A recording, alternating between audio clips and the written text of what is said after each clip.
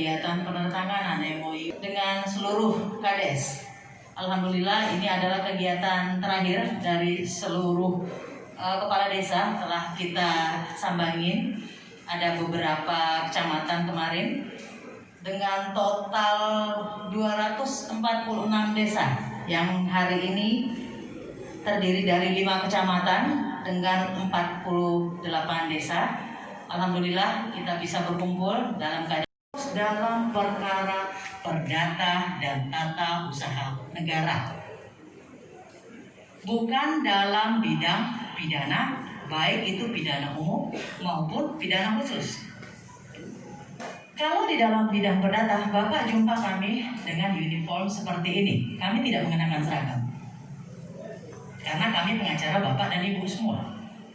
Tetapi apabila Bapak berhubungan dan bertemu dengan namanya tindak pidana